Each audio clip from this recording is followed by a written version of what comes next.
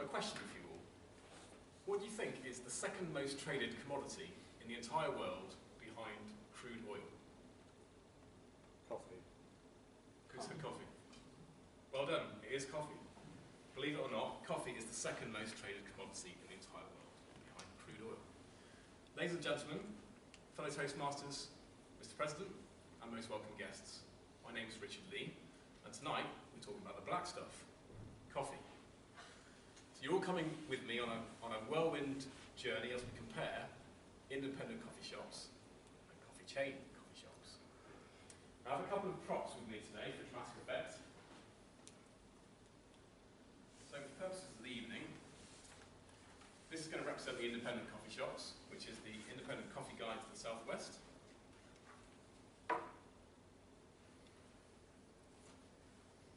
Should get some booing going on now.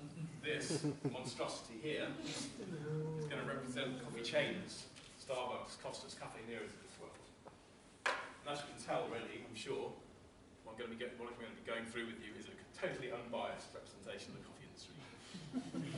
So, they both serve coffee, both coffee shops, but actually, they're polar opposites of the coffee industry.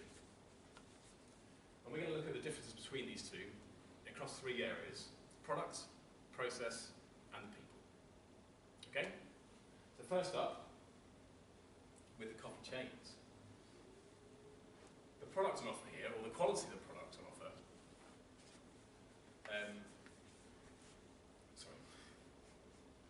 the quality of the product on offer here differs greatly from the independent coffee shops. So it's driven by corporate greed and profit. So what you see in the chain coffee shops, they're purchasing their products as cheap as they can, driving force being profit, as I mentioned, and it's then put together gimmicky, probably some whipped cream on top, some sprinkles, all to mask the underlying core ingredients. The taste of the coffee here will be burnt and bitter, due to the core ingredients that are over-roasted, giving this flavour, which the market has been conditioned to believe is what coffee should taste like, burnt and bitter. All thanks to Starbucks, Seattle's finest. Now, over with our friends, the independent coffee shops, it's very, very different. The coffee here will be sourced from small lot farms, chosen for its superior taste profile and quality.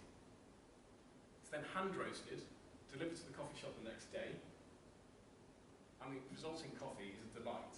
It's balanced, sweet, it can be savoured like a fine wine. It's really, really something special. The underlying point with independent coffee shops is passion and quality drives everything, instead of profit.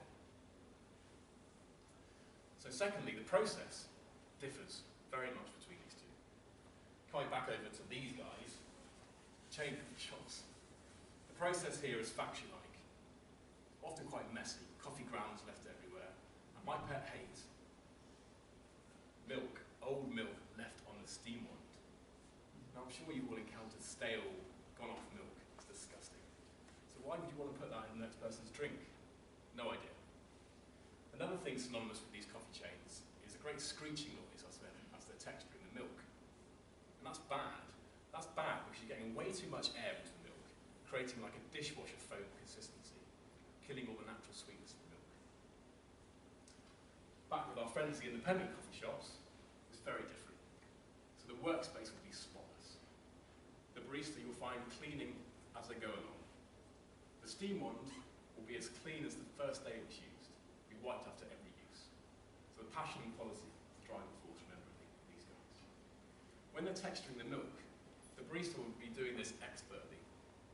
Bring that milk to a velvety consistency where the appearance of like a shiny, glossy milk on the surface. Beautiful, highly skilled, passion and quality driving force there. Thirdly, the staff. The staff in these two differ greatly. So going back to the coffee chains, stereotypical staff you'll see in here will be students, hungover, not interested in the quality of the final beverage they're delivering.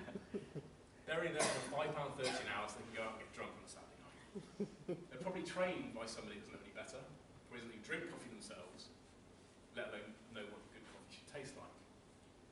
It's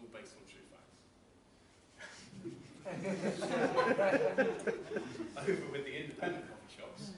Now, these guys here, again, I said, driven by passion and quality. So the people here are really highly trained, skilled baristas, and they're there to deliver a high quality beverage to you.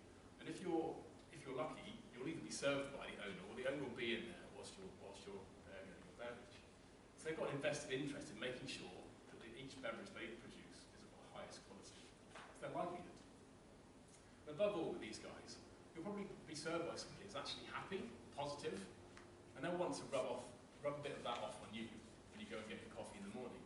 And that's worth paying for its own.